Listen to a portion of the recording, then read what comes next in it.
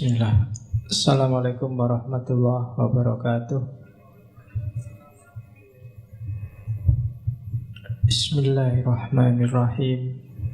Alhamdulillahirabbil alamin. Wa bihi nasta'inu ala umurid dunya waddin. Allahumma shalli wa sallim wa barik ala habibina wa syafi'ina Sayyidina wa maulana Muhammadin wa ala alihi wa ashabihi ajma'in. Amma ba'du. Bismillah, mari kita lanjutkan ngaji kita. Malam ini sesi kedua dari pemikiran politik alternatif. Malam ini kita ketemu Hitler dengan nazismenya. Jadi pikiran-pikiran semacam nazisme atau termasuk Thomas Hobbes minggu lalu, itu pikiran-pikiran politik yang hari ini sudah tidak laku lagi. Banyak dikritik, meskipun dalam prakteknya kadang-kadang sebenarnya banyak di antara kita yang menjalankan. Kita kan hari ini yang jadi ranking 1 sistem politik itu kan demokrasi. Tapi silahkan dibaca praksis demokrasi dimanapun, nanti pasti ada sisi-sisi Thomas Hobbes-nya, ada sisi-sisi Nazinya, ada sisi-sisi monarkinya, pasti ada itu. Agak susah untuk menjalankan demokrasi yang murni. Bahkan ketika demokrasi diupayakan murni pun anomali-anomalinya banyak. Contoh paling gampang dulu Athena. Athena itu demokrasinya murni, jadi suara karena penduduknya nggak terlalu banyak. Itu pun ketika di voting jatuhnya juga hukuman mati pada Socrates. Itu yang bikin kecewa luar biasa Plato. Sehingga dia kemudian nggak terlalu percaya lagi sama yang namanya sistem demokrasi. Dia lebih suka raja yang filosof. Boleh ditiru, besok 2019 kita pilih presiden filosof. Ya, atau di Jakarta kita cari gubernur filosof. Itu mungkin kalau pakai gayanya Plato.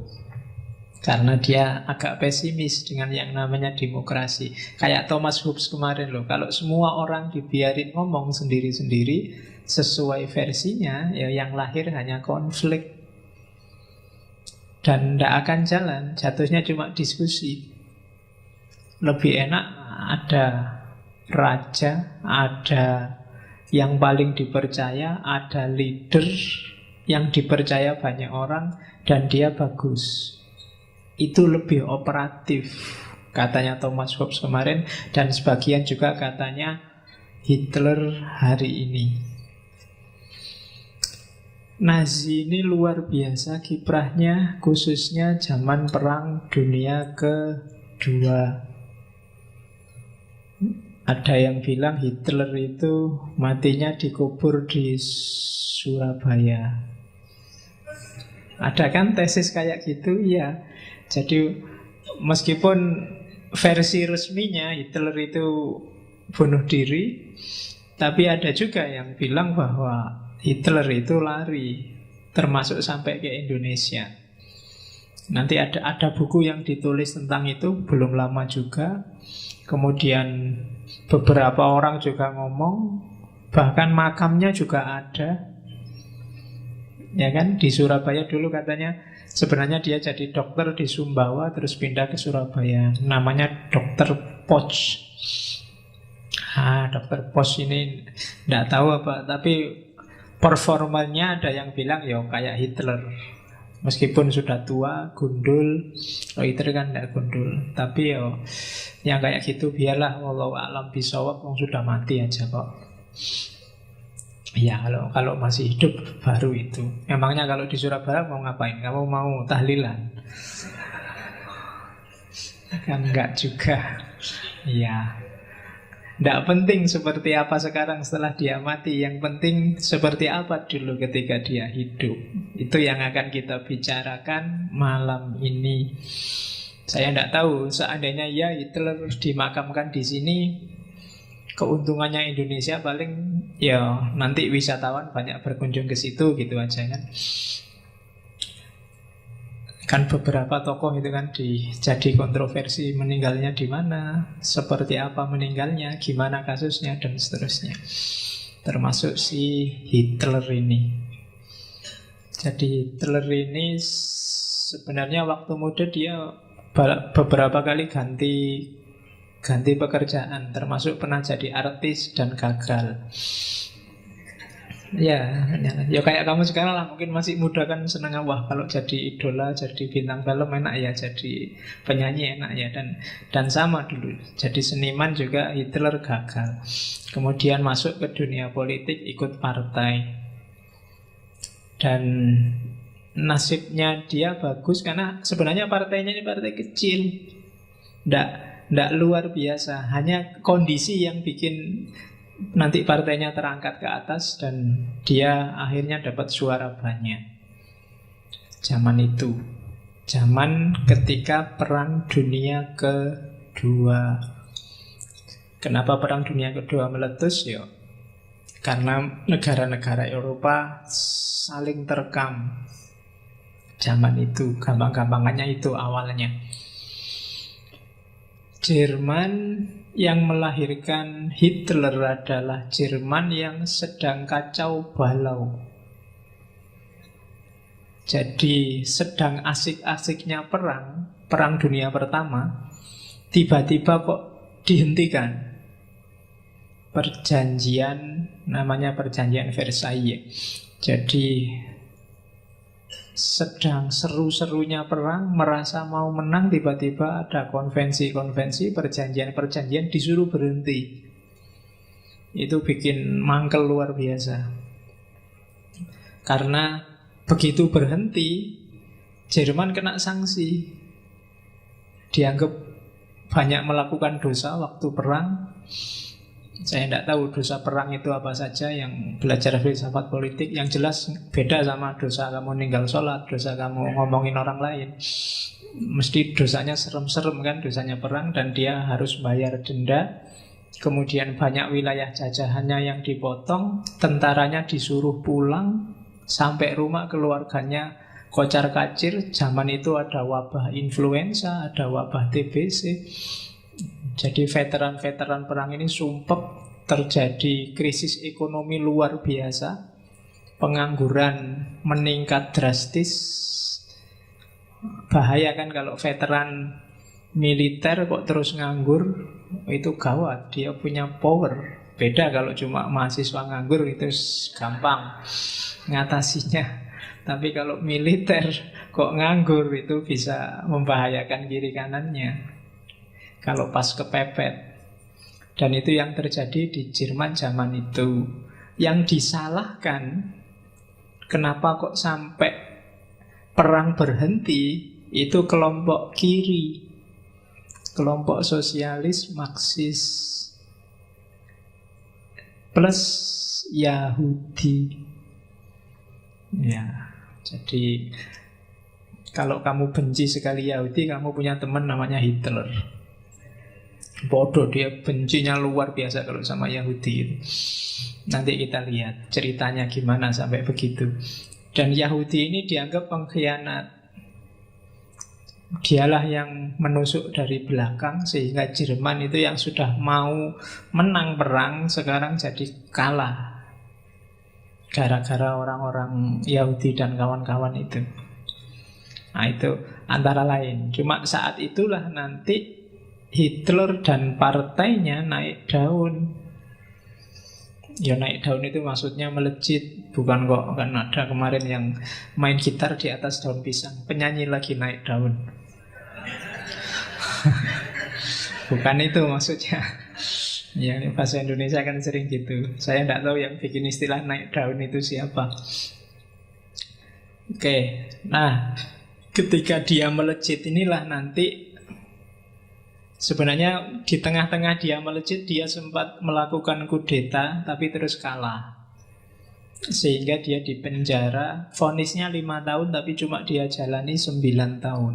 9 bulan, podo itu. Tambah dawa 9 tahun ya. 5 tahun dijalani 9 bulan karena dapat remisi terus. Karena dianggap pikiran-pikirannya bagus.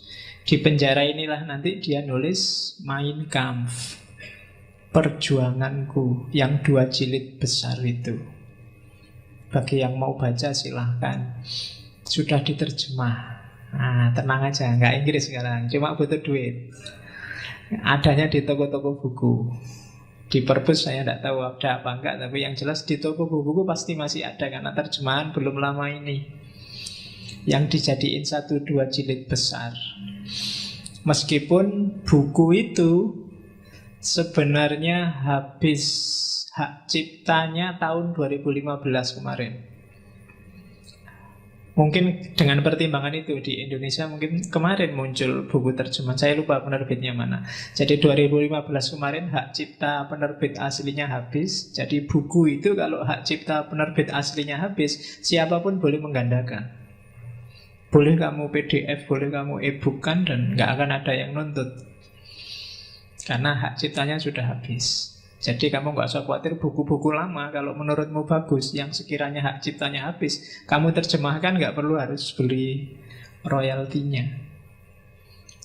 Siapapun bisa menggandakan, aturannya dulu begitu. Cuma biasanya penerbit-penerbit itu kan kalau buku bagus dan laku, hak ciptanya selalu diperbarui. Sehingga tidak boleh dijual sembarangan. Cuma dari tahun sekitar 1930-an sampai sekarang sudah panjang. Dan buku itu dicetak puluhan juta, puluhan ribu, puluhan ratus ribu kali.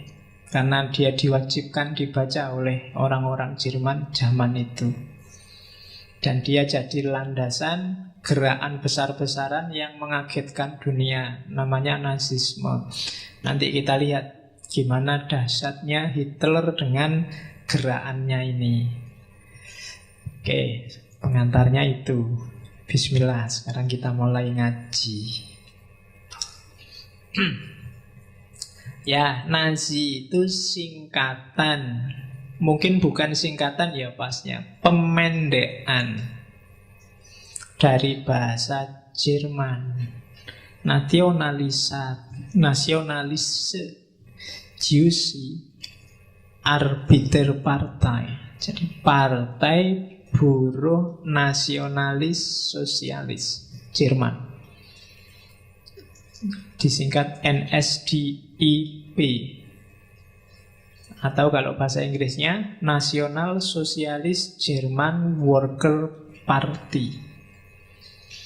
Jadi partai nasionalis sosialis. Ini khas sebenarnya. Kalau nanti kita jeli sebenarnya nasionalismenya agak nggak terasa. Sosialismenya juga yang ada totalitariannya. Ya nanti kita cermati satu-satu ya, ideologi yang diusungnya apa dari Nazisme ini. Terus ringkesnya 1, 2, 3, 4, 5, 6 itu. Jadi dari partai NSDAP, kemudian basis ideologinya adalah ras. Ini khas. Selama ini jarang ada teori politik yang basisnya ras, bukan sistem. Kalau di Hitler itu basisnya ras, dia sangat fanatik dengan Aryan. Jadi ras Arya. Saya lupa dulu waktu ngaji sesi apa, saya ngomong panjang. Mungkin waktu ngomong India, tidak tahu India yang ketika apa tentang Arya, tentang Hindu atau Buddha mungkin. Jadi ras Arya. Jadi ras Arya itu kan awalnya dari Iran dulu, terus jalan ke utara sampai India. India terus jalan terus sampai Eropa hari ini. Bahkan nanti sampai Amerika Utara, yang sebelum dikenal ditemukan oleh Columbus. Itu ras Arya. Nanti yang Eropa-Eropa awal dia berhenti di daerah Skandinavia atau Laut-Laut Baltik. Nanti dikenal peradaban barbar awal, nomaden awal. Mungkin ada yang pernah dengar istilah Viking. Itu Viking itu termasuk diasporanya ras Arya dari India yang semula berasal dari Iran. Makanya orang Iran itu tinggi-tinggi, gagah-gagah. Kecuali yang impor. Ya, kalau yang impor mungkin dari Indonesia pindah ke sana ya padha wae kaya Indonesia. Dan masuk ke wilayah India. Kalau itu India berarti jangan lupa India sama Indonesia dalam sejarah dulu dianggap satu lempeng. Makanya orang Barat waktu jajah Indonesia, ya nama Indonesia nggak ada, ngertinya Hindia Belanda karena jajahannya Belanda. Cuma ras Arya yang unggul ini kelihatannya ndak banyak mewarnai rasnya Indonesia. Indonesia lebih banyak ras mungkin gabungan Mongoloid, Australoid. Tapi yang Arya ndak ada. Jadi yang tinggi gagah hidungnya mancung jarang di Indonesia. Ya, kalau India banyak. India yang asli yang Dravida itu kan yang hitam-hitam jelek-jelek itu. Tapi yang Arya yang gagah-gagah putih-putih tinggi besar. Meskipun nanti ada yang membantah teori ini, teori pembagian antara Arya sama Dravida ini kan dari antropolog namanya Max Muller. Dan ada teori bantahannya yang bilang bahwa Max Muller sebenarnya salah baca. Ya, Aryan itu sebenarnya tidak ngomong kelompok etnis, tapi ngomong kualifikasi budaya. Nanti ya kapan-kapan ngomong itulah, nggak usah sekarang, kamu nanti bingung. Yang penting dari Iran, ya nanti peradaban yang kamu kenal Babilonia itu terus jadi kerajaan-kerajaan, termasuk Persia kuno yang luar biasa dikenal. Kemudian ada yang eksodus ke India, pecahan dari India, ada yang eksodus masuk ke Eropa. Dan ada yang bilang Aryan asli yang kuno itu agamanya Yahudi. Susah lagi itu, kamu nanti bingung lagi itu. Ini orang Yahudi aslinya. Begitu jadi ras Arya kok malah musuhi Yahudi, jadi bulat. Orang yang benci Yahudi itu nanti disebut antisemit. Kenapa disebut antisemit? Ya karena dia keturunannya Sem. Sem itu ada yang menyebutnya Syam. Syam itu anak turunnya salah satu putranya Nabi Nuh. Nabi Nuh itu punya 3 anak, salah satunya namanya Sam atau Sem. Ada yang bilang punya 4 anak. Yang bilang 3 anak orang Kristen, bagi Islam disebut punya 4 anak. Kapan-kapan kita ngomong silsilahnya Nuh, ada yang bilang nanti di antara keturunannya ya termasuk yang di Indonesia. Jadi Indonesia itu keturunannya Nabi Nuh. Ya dipercaya saja, tidak apa-apa. Tinggal percaya aja. Sebenarnya kamu bisa berteori lagi. Kurang tinggi, kita juga keturunannya Nabi Adam. Loh iya kan. Daripada nanggung cuma sampai Nuh sekalian, sampai Nabi Adam juga pasti kita keturunannya Nabi Adam, tidak mungkin enggak. Jadi keturunannya Sem. Dan keturunan Sem ini sebenarnya enggak cuma Yahudi. Ya teman-teman kita yang dari Jazirah Arab, termasuk Palestina, Yordania, itu juga sebenarnya masuk Semit, keturunannya Sem. Cuma sebagai sebuah istilah, antisemit itu biasanya diasosiasikan dengan anti terhadap orang-orang Yahudi. Karena orang Yahudi ini kan nasibnya jelek sejak awal. Sejak zaman Nabi, zaman Fir'aun mungkin ya. Zaman Fir'aun, kemudian Nabi Yusuf, sampai kemudian mereka diusir oleh orang-orang zaman Romawi. Jadi keluar dari tanah tumpah darahnya, menyebar kemana-mana, di mana-mana nggak diakui dan dikejar-kejar. Mungkin karena orang Israel yang kamu sebut Yahudi sekarang itu memang orangnya agak eksklusif, tidak bisa membaur, tapi pinter, jadi dominan. Dia di mana-mana selalu unggul. Itu yang biasanya bikin cemas yang punya tanah, yang punya wilayah, sehingga memunculkan banyak sentimen-sentimen. Nanti sejarahnya panjang.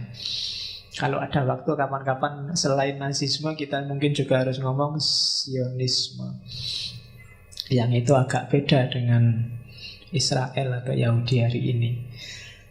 Cuma ya kapan-kapan. Saya janjinya banyak ya kapan-kapannya. Apa wae dijanjikan wis ndak apa-apa. Semoga bisa ketemu semuanya. Jadi yang pertama, dia mengidolakan ras Arya. Terus karena dia nganggap ras Arya itu adalah ras paling puncak dalam hierarki ras-rasnya manusia, etnis-etnisnya manusia, maka bagi dia ras Arya berhak ngatur dunia. Dia harus mendapat tempat di mana-mana. Itu nanti yang jadi dasarnya Hitler melakukan invasi kemana-mana. Dan yang keempat, cirinya antisemit. Ya, disebut antisemit saya jelaskan tadi karena ada kebencian yang sangat dalam pada orang-orang Yahudi. Nanti di belakang kita bahas lebih detail. Dan Hitler memimpin dari tahun 33 sampai 45. Ya ketika dia dan sekutunya, ya sekutu yang paling terkenal kan Jepang. Tidak usah heran kalau ada berita-berita bahwa Nazisme itu banyak beredar di Indonesia dulu. Dan itu sangat masuk akal karena Nazi itu dulu sekutunya Jepang ketika Jepang menjajah Indonesia.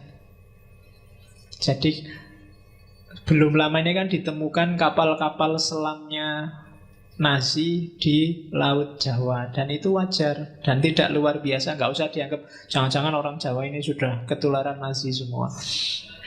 Tidak ya, karena dulu sekutunya kan Jepang. Dan Jepang jajah Indonesia. Tujuannya kapal-kapal selam itu kan yang pertama memotong suplai bagi Amerika dan sekutunya dari Asia Tenggara. Kemudian juga ya mereka ngangkut-ngangkut hasil panen jajahannya Jepang. Sehingga banyak ditemukan kapal-kapal, juga mungkin beberapa kuburan juga mungkin anggota Nazi juga begitu. Tapi dulu sekitar tahun saya lupa ya 30 sekian di Indonesia pernah ada partai yang didirikan oleh orang Indonesia yang sempat sekolah di Jerman. Ningrat, saya lupa namanya. Kalau nggak salah Noto Negoro atau mungkin saya lupa, coba dicek ya. Ada partai namanya Partai Fasis Indonesia, PSI. Jadi PSI itu bukan sosialis, partai fasis. Karena orang ini terpesona oleh Hitler karena dia pernah sekolah di Jerman. Partai Fasis Indonesia ini umurnya nggak panjang karena mungkin ideologi yang diusungnya tidak terlalu populer di Indonesia. Masih kalah sama komunisme. Kalau komunisme lebih bisa diterima daripada fasisme. Apa itu fasisme? Ya fasisme nanti salah satu cirinya Nazi, nanti kita bahas. Tuh, jadi Hitler di tahun itu, kemudian lambang resminya itu yang tak sisipkan di situ. Itu bukan logonya klub sepak bola. Nah, ya. Itu namanya swastika. Ya, itu kan yang dipakai oleh simbolnya Nazi. Cuma ndak usah keburu-buru suudzon kalau ketemu kayak gitu mesti dia pendukungnya Nazi. Karena ini simbol dipakai Bahkan sejak era India kuno, yang punya awal itu orang-orang Hindu. Makanya namanya swastika. Orang Hindu kan kalau pakai salam Om Swastiastu, itu akar katanya sama. Su itu artinya baik. Jadi kalau ada temanmu kok su, maksudnya apa itu? Loh ya kan? Nggak tahu saya kok sekarang konotasinya berubah. Jadi kalau ada temenmu manggil kamu su, itu maksudnya baik sebenarnya. Su itu kan memang artinya baik. Jadi swastiastu itu kan artinya semoga dalam kondisi yang baik. Swastika itu simbol untuk menunjukkan bahwa dia sedang dalam kondisi yang baik. Jadi makanya gak usah marah kalau temenmu bilang ayo mangan su. Nah itu berarti dia sedang ngajak kamu supaya dalam kondisi yang baik. Oke. Ya, cuma simbol itu kalau di nasi biasanya agak diputar 45 derajat. Jadi kamu tidak harus kaget kalau ketemu simbol itu kok orangnya mesti nasi, ya enggak. Beberapa agama juga enggak, Hindu juga, agama kuno juga pakai simbol semacam itu. Ya silahkan kamu kejar rahasianya apa. Yang saya tahu di nasi itu biasanya pakai warna merah dan warna hitam. Hitam itu simbol dari tanah air, kalau merah simbol dari darah. Ya kalau di Indonesia ada lagu Tanah Airku Tumpah Darahku, itu berarti simbolnya merah dan hitam. Ya, cuma di Indonesia tidak bisa maju karena merah sama putih. Putih itu kan simbolnya menyerah. Jadi berani tapi terus putih, nyerah sudah angkat tangan. Ya kan simbolnya merah putih. Ya kamu menyebutnya suci. Suci itu kan bersih, selesai sudah.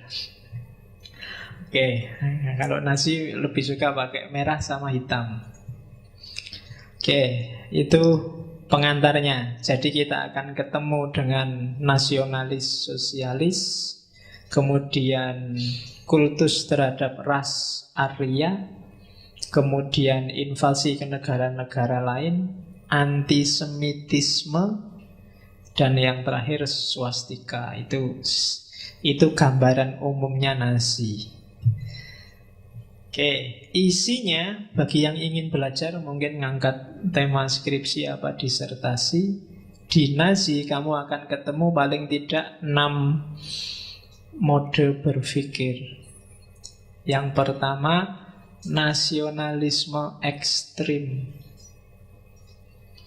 Jadi agak susah ya. Nasionalis itu bagus, hubbul waton itu bagus, tapi kalau ekstrim itu bahaya. Jadi kadang-kadang kamu pakai slogan right or wrong my country.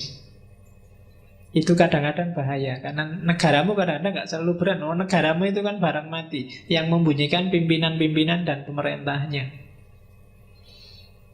Jadi kalau sudah ekstrim nanti jatuhnya ya jadi fasis atau totalitarian. Oke, your national nation itu identitas kita. Tapi kalau sudah ekstrim, itu berarti kamu nasionalismenya membuta. Jadi meskipun negaramu ngerusak, jajah orang, harus dibela wong negaraku. Itu namanya sudah ekstrim. Yang penting kita harus hidup makmur, tidak apa-apa seandainya menindas orang lain. Itu ekstrim namanya. Dan itu yang dilakukan oleh nasi nantinya.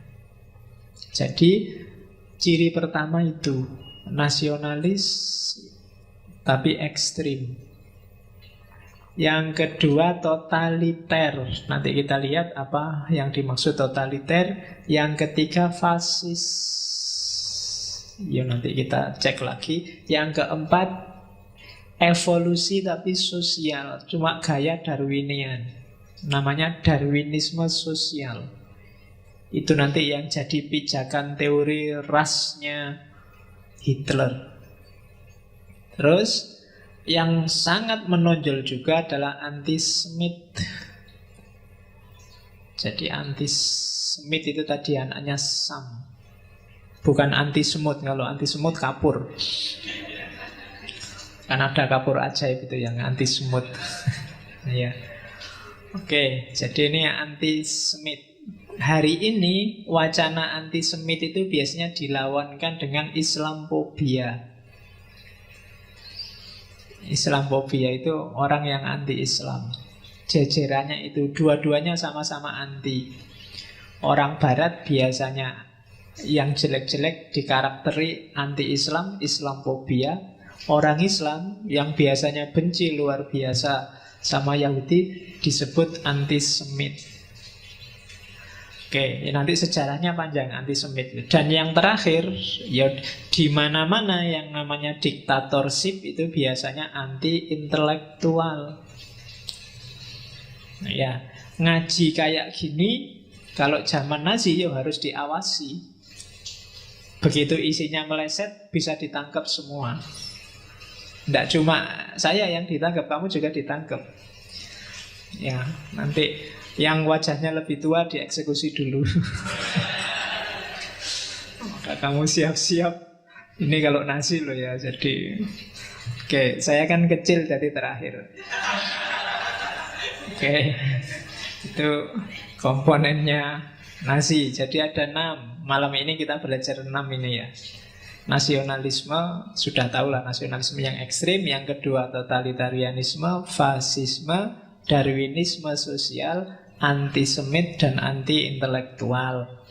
Saya tidak akan ngomong sejarahnya, kamu baca sendiri. Gimana dahsyat dan hebohnya Nazi ini dan gerakan-gerakannya, termasuk korban-korbannya.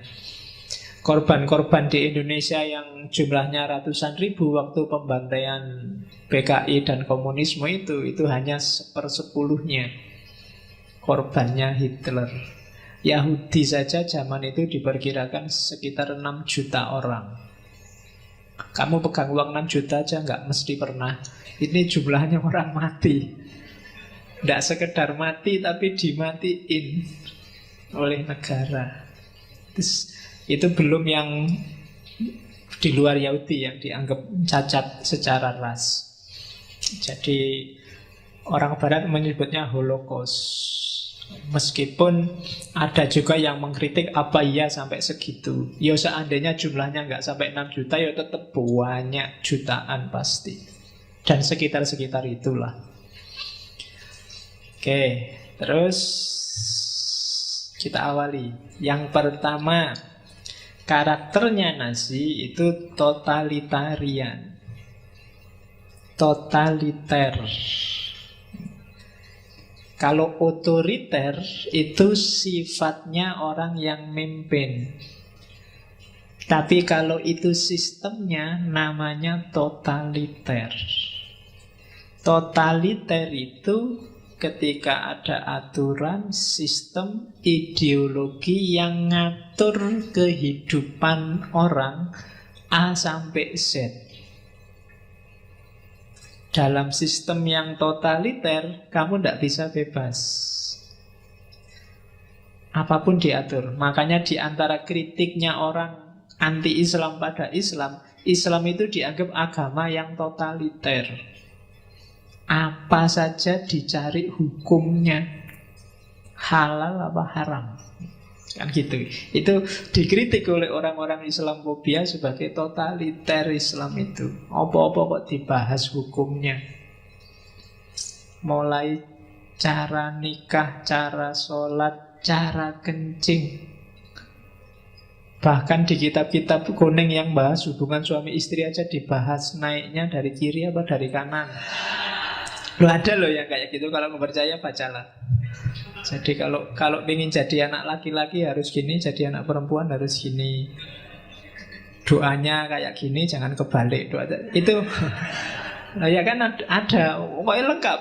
Dan itu oleh orang-orang yang anti-Islam disebut totaliter. Meskipun kita membanggakan itu sebagai bahwa Islam itu lengkap. Cara duduk, cara kayak kalian ini duduk yang baik itu ada loh. Kalau cari di kitab-kitab kuning, duduk yang sopan, kencing yang islami. Oh iya kan ada caranya. Kan di kitab-kitab kuning kencing yang islami itu jongkok, Kakinya kakinya diangkat satu gini, jadi jangan gini, harus diangkat satu. Kalau sudah mau selesai dehem. Iya, harus dehem dulu, biar tuntas sisinya. Loh itu nggak bohong, memang gitu di kitab-kitab itu. Jadi setelah jongkok, kok rasanya sudah habis, kamu dehem lah. Kalau masih belum tuntas, dehem aja terus sampai merasa tuntas, berarti sudah bersih kakinya. Loh itu cara kencing yang Islami. Jadi kalau kamu sekarang kencing kok berdiri, itu berarti kurang Islami. Ya, jadi teori, dan jangan ngadep kiblat. Jadi kalau mau kencing bawa kompas. Ini kiblat apa enggak ya? Loh kadang-kadang kan kamu bingung ini ngadep kemana. Oh kiblatnya di sana, jadi nggak boleh. Oke, ya bagus-bagus saja. Cuma ketika aturan itu mengikat, itu yang disebut totaliter. Apalagi yang enggak gitu terus dihukum. Gawat itu kan. Lo kencing itu juga dihukum loh. Kalau kamu kencingnya enggak benar, ada cipratan satu aja, neraka. Wah, berat itu. Jadi hati-hati kamu, salah kencing bisa masuk neraka. Jadi itu yang disebut, ya enggak selalu jelek.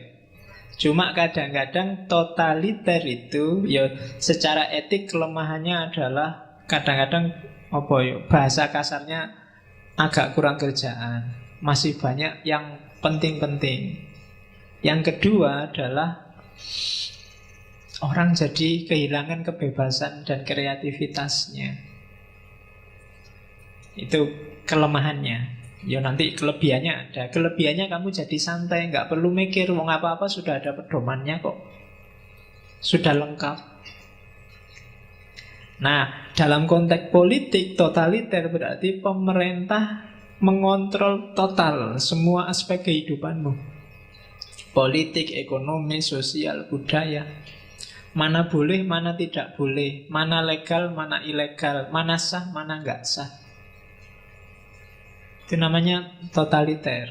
Jadi semua urusan hidupmu diatur oleh pemerintah. Dibikinkan undang-undang, dibikinkan PP, dibikinkan aturan pergub, perda. Bahkan sampai caramu boncengan cowok sama cewek juga diatur. Kan ada aturan gitu, cara bonceng. Ya. Dan itu salah satu ciri sistem politik yang totaliter. Ya kalau totaliter itu berarti total. Nggak cuma ngatur cara boncengan, yang besar-besar juga diatur. Kamu boleh kawin sama siapa, kamu boleh melakukan apa, boleh bikin rumah sampai tingginya berapa, boleh bikin, itu diatur semua. Biasanya basisnya totaliter itu adalah nasionalisme yang ekstrim tadi, buta. Jadi semua harus diikuti, termasuk simbol-simbol. Ya di situ disebutkan flag, bendera, cara hormat, kemudian seragam. Nah, itu kan totaliter. Ya kayak anak SD itu kan sekolah hari Senin merah putih, hari apa seragamnya ini, seragamnya ini. Nah, itu termasuk jenis totaliter. Mahasiswa harus pakai sepatu, rambutnya nggak boleh gondrong. Kalau ke kampus nggak boleh pakai kaos oblong. Nah, itu jenis itu.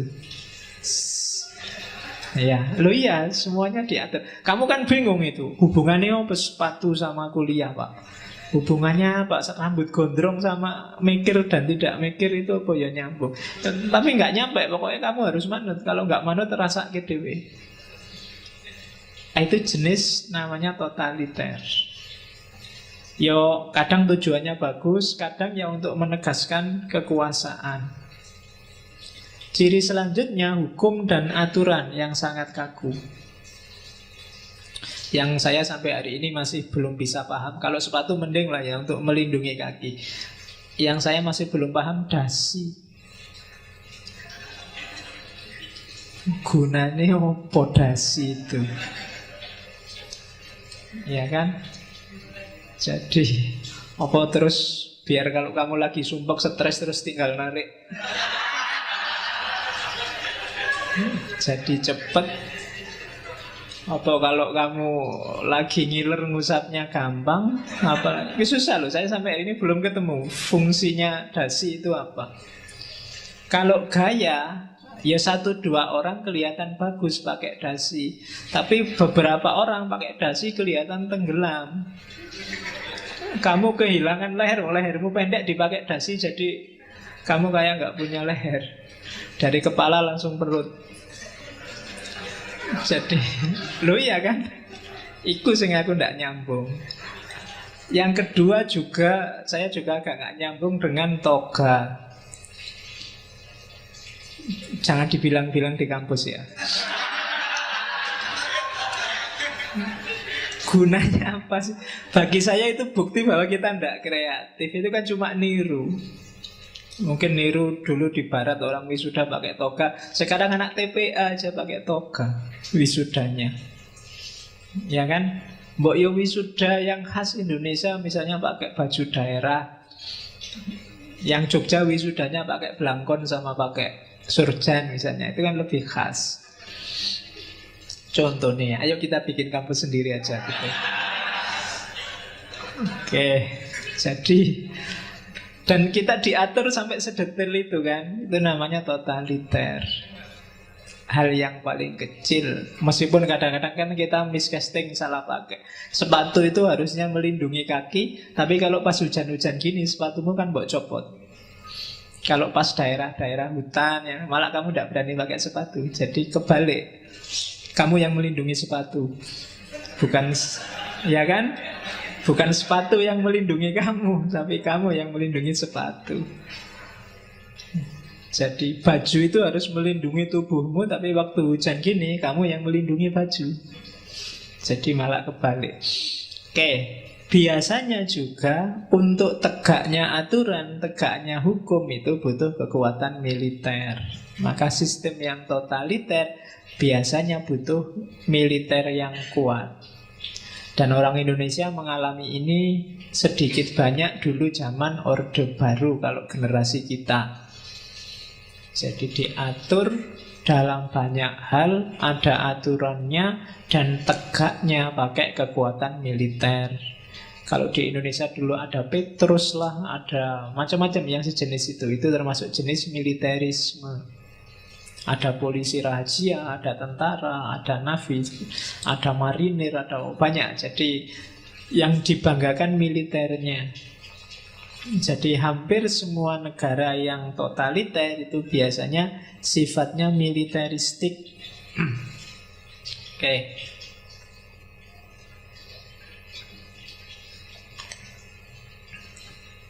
Minum teh juga harus Islami. Ada aturannya, pakai tangan kanan. Terus harus gelasnya yang naik ke mulut, jangan dibalik, mulutnya yang masuk ke gelas. Loh iyalah ya. Ya, nah kalau mulutnya masuk ke gelas nanti apa bedanya sama cecek sama tikus sama itu kan, kamu harus gelasnya yang ke sana. Ya kan ada aturannya. Oke. Itu totaliter. Variabelnya biasanya di sistem yang totaliter, termasuk di Jerman zaman Hitler itu yang pertama ada sensor. Sensor itu apapun yang mau ditampilkan di publik disaring dulu. Apakah itu berita, apakah itu film, apakah itu buku, dan lain sebagainya. Jadi semua harus sesuai. Kalau di Indonesia dengan Undang-Undang Dasar, dengan Pancasila. Yang agama ya sesuai dengan Quran hadis. Semua disensor. Jadi perangkatnya totalitarianisme yang pertama itu sensor. Apa-apa di screening, cocok enggak dengan visi dan misinya. Kalau enggak boleh ya dilarang. Dulu zaman Orde Baru, majalah yang ngelanggar aturan sensorship ini ya dilarang. Enggak boleh terbit. Film itu sebelum tampil sampai hari ini kan di Indonesia ada sensor. Ya saya bilang tadi enggak selalu jelek. Jadi meskipun sudah disensor, kadang-kadang kan kamu bisa nyari edisi yang tanpa sensor. Hari ini karena IT sudah luar biasa, sensorship itu agak susah. Pornografi yang Kementerian IT itu pontang-panting nyensor, pontang-panting blokir, toh tetap kewalahan. Karena hari ini IT-nya luar biasa. Buku itu disensor, mungkin cetaknya bisa, tapi buku online kamu susah nyensor. Karena situs-situs baru selalu muncul. Mungkin perlu gaya sensor baru. Di beberapa negara Timur Tengah misalnya yang diblokir internetnya. Ya, suwen. Daripada blokir situs satu-satu, sudah tidak pakai internet, selesai. Jadi lebih aman itu kan. Jadi kebutuhanmu akan informasi disuplai oleh negara. Setelah sensor biasanya pasti ada propaganda. Disuplai oleh negara, informasimu ya dikasih. Kalau zaman dulu hanya ada TVRI. Jadi informasi apapun arahnya untuk mendukung programnya negara. Apakah itu radio, koran, poster-poster. Zaman dulu bahkan wayang Semar Gareng Petruk Bagong itu yang diomongkan ya P4, kemudian ngomong Pancasila, ngomong padahal Semar Gareng Petruk Bagong itu dari tahun berapa, zaman apa, tapi ya ngomongnya ya bangsane kayak penataran Pancasila itu. Nah, itu namanya propaganda. Masyarakat harus tetap dan selalu yakin bahwa pemerintah dan negaranya adalah yang terbaik. Hari ini mungkin yang kayak gitu, meskipun saya belum ngecek detailnya di Korea Utara, censorship dan propaganda ini masih jalan luar biasa. Warga masyarakatnya setia luar biasa karena dia ngertinya hanya itu. Dia tidak dapat informasi yang lain. Itu nanti ada hubungannya dengan anti-intelektual tadi. Di Korea Utara itu bahkan model rambut pun dibatasi sekian model. Tidak bisa full semuanya. Kamu nonton drama Korea kok Korea Selatan kok ketahuan, bisa dipenjara. Atau di HP-mu ada program yang dilarang, kamu bisa langsung dipenjara. Kan Kim Jong Un itu bahkan ada perwiranya yang waktu rapat ngantuk, itu aja langsung dieksekusi. Ya kan? Bayangkan kalau diterapkan di sini, berapa banyak anggota DPR yang dieksekusi. Ya kan? Kamu lihat di TV DPR kalau rapat kan mesti ngantuk itu. Coba presidennya Kim Jong Un satu-satu dieksekusi itu. Dianggap melecehkan negara itu. Bosnya sedang ngomong dia malah tidur. Nah, itu sensor dan propaganda. Biasanya juga untuk mendukung sistem yang totaliter dibutuhkan seorang pimpinan yang bahasanya karismatik. Jadi ada satu sosok panutan. Jadi yang dia berkuasa tidak sekedar karena menegakkan aturan, tapi dia sendiri memang punya karisma. Jadi ada sensor, ada propaganda, ada pimpinannya. Ya kalau Jerman ya Hitler, Führer, sang pemimpin, sang leader. Ya pangkatnya sana kanselir. Ya, selevel sama Perdana Menteri. Jadi one leader. Setelah ada tiga itu, biasanya terus dibangunlah sistem kepatuhan. Mulai dibikin aturan-aturan, undang-undang biar orang patuh. Untuk menyempurnakan sistem itu biasanya ditambahi dikit dengan teror dan fear, menanamkan rasa takut. Dan rasa takut ini biasanya senjata yang paling efektif untuk bikin manusia tunduk. Itu yang dilakukan oleh para teroris hari ini. Jadi kembangkan rasa takut dalam dirinya orang, maka dia tidak akan berani ngapa-ngapain. Bahkan termasuk hal yang paling tidak masuk akal sekalipun. Saya dulu zaman kecil ada mitos, jadi tidak boleh nunjuk mustokonya masjid, kubahnya yang paling tinggi, ditunjuk gini nggak boleh. Kalau ada yang berani nunjuk, tangannya langsung melungker, tangannya langsung mengkeret. Jadi cacat. Oh, itu ditanamkan gitu, yang tumbuh kan rasa takut. Jadi pingin jajal sih beneran apa enggak, tapi kalau beneran jadi cacat gimana? Itu ketakutan. Padahal akal sehat sudah bilang enggak mungkin. Tapi mau jajal juga jangan, nanti kalau gitu beneran gimana? Ya kan? Nah, itu namanya ketakutan. Kamu sering diginiin dalam hidupmu, dan itu yang bikin kamu susah maju. Akal sehatmu bilang mesti ndak. Apa hubungannya nuding gini sama tangan yang mengkeret? Tapi mau jajal, ya jangan. Nanti kalau mengkeret beneran gimana? Itu namanya rasa takut. Dan itu yang biasanya sering ditanamkan pada kita dalam banyak hal.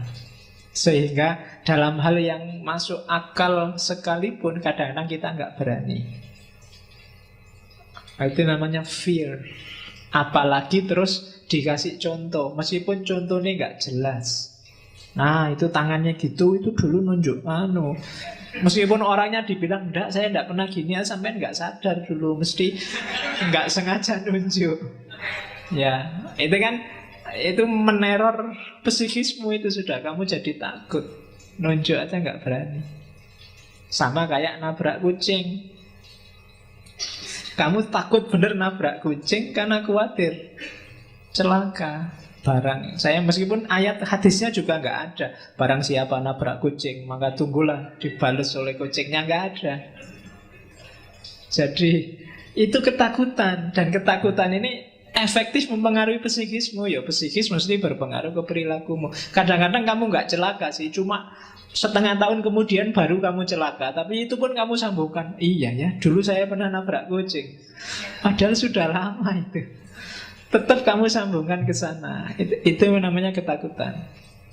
Dulu Pak Yai saya waktu tak tanya, apa benar Pak Yai ada mitos kalau nabrak kucing itu terus kita bahaya? Katanya Pak, lu tergantung, kamu manusia apa kucing? Kamu manusia apa tikus? Katanya Pak. Kalau kamu tikus nabrak kucing, bahaya kamu. Ya, alamat tewas kamu kalau nabrak kucing. Ya, kalau kamu manusia ya enggak. Masa manusia nabrak kucing kok takut? Yang takut harusnya kucingnya, malah kamu. Kecuali kamu tikus. Jadi barang siapa nabrak kucing dan takut, berarti dia tikus. Nah, itu untuk melawan ketakutanmu selama ini. Oke, terus itu totaliter. Jadi mau ngatur A sampai Z kehidupan kita. Terus itu yang kedua. Jadi secara sistem sudah susah kita bergerak. Yang kedua cirinya adalah fasisme. Secara etimologi fasis itu dari kata-kata fases, bukan feses tuh ya. Fases urusannya beda. Itu dari bahasa Romawi. Jadi itu menunjukkan kayu yang batang-batang lidi, batang kayu yang dikumpulkan jadi satu, yang diikat di kapak. Ini namanya fases, itu simbol pengadilan Romawi zaman itu. Kayak hari ini mungkin simbolnya kejaksaan yang gambar panah-panah yang diikat, nah itu fases. Secara etimologi itu. Atau kalau pakai bahasa Korea, fasi itu semacam faksi, semacam kelompok, serikat kerja atau sindikat. Itu namanya fasis. Jadi secara etimologi maksudnya fasisme itu kekompakan, persatuan, kesatuan. Biasanya kalian dulu waktu SD dikasih peribahasa lidi satu mematahkannya gampang, tapi kalau kumpulan lidi mematahkannya susah. Itu simbol persatuan. Kadang-kadang gambarnya pakai panah sama tempatnya itu kan. Tempatnya satu, isinya panahnya kan banyak. Itu biasanya namanya simbol persatuan. Itu fasisme secara kata-kata sebelum masuk ke teorinya. Jadi arahnya itu kekompakan sebagai negara, kekompakan sebagai bangsa. Awalnya itu. Tapi kemudian dia berkembang jadi kayak Nazi tadi. Karakter nasionalisme yang ekstrim tadi diambil dari ideologi yang fasis ini. Jadi nasionalisme yang ekstrim totaliter. Fasis itu cirinya ya totaliter tadi. Ini agak melanjutkan Thomas Hobbes minggu lalu. Negara itu ada di atas individu. Setiap orang harus mau berkorban untuk kepentingan negara. Tidak boleh dibalik. Kamu nggak boleh tanya apa yang diberikan negara padamu, tapi tanyalah, iya, apa yang kamu berikan pada negara. Itu kalau nggak hati-hati jatuhnya pada fasisme. Fasisme itu kayak taklid buta pada negara. Sementara negara itu dijalankan oleh pemimpin dan pemerintah. Pada akhirnya fasisme jatuhnya taklid buta pada pemerintah. Jangan sampai ada yang melecehkan Jokowi. Jokowi itu simbol kepresidenan. Jangan sampai ada yang melecehkan DPR. DPR Indonesia itu simbolnya rakyat. Jadi ini kalau tidak hati-hati jatuhnya jadi fasis. Jadi pokoknya negara nomor satu. Dan akhirnya nggak sadar yang dilayani sebenarnya bukan negara, tapi kepentingan pemerintahnya. Sementara kalau pemerintahnya bagus ya enak. Kalau pemerintahnya kayak Nabi Muhammad, Khulafaur Rasyidin, mending. Lah kalau pemerintahnya kayak Hitler, kayak tokoh fasis Itali, Mussolini, wassalam. Jadi rakyatnya diperas, dipaksa untuk tunduk pada cita-cita pemerintah yang mengatasnamakan negara, dan negara dianggap suara rakyat. Apalagi kalau rakyatnya punya agama terus ditambahi suara rakyat itu suara Tuhan. Ya kan? Jadi, dan jangan salah loh. Misalnya ada kasus HAM. Terus kamu, apa HAM itu? Kita kan harus membela kepentingan negara. HAM itu bikin-bikinan barat, membela individualisme. Kita nggak boleh gitu. Kita harus membela, menomorsatikan kepentingan negara. Itu termasuk ciri-ciri fasis. Jadi kalau ditanya lebih jauh, apa sih kepentingan negara itu? Itu diskusinya bisa panjang dan jatuhnya bisa ternyata yang kamu sebut kepentingan negara itu kepentingan pemerintah. Dan kepentingan pemerintah itu bukan kadang-kadang tidak untuk negara, tapi untuk faksi mereka sendiri. Jadi ini logikanya agak bulat, tapi ya jatuhnya sebenarnya totaliter dan otoriter tadi. Cuma ini dilaksanakan oleh sekelompok orang yang duduk di jajaran pemerintah. Jadi otoriternya pemerintah yang harus dipatuhi begitu saja oleh rakyatnya jatuhnya pada fasisme. Fasis itu anti borjuasi, anti borjuis, juga anti proletar. Dia tidak setuju liberal, demokrasi, individual. Nggak boleh jadi nomor satu. Yang nomor satu harus negara. Juga tidak boleh komunis dan sosialis. Komunis itu kan masyarakat yang komunal, itu juga nggak boleh jadi nomor satu. Yang nomor satu harus negara. Tokohnya adalah Benito Mussolini. Ya, ini agak beda dengan Silvio Berlusconi. Ya, yang satu urusannya Perdana Menterinya sepak bola. Kalau yang ini tokoh fasis. Eranya agak dekat sama Hitler. Jadi satu periode orang-orang ini di era Perang Dunia Kedua.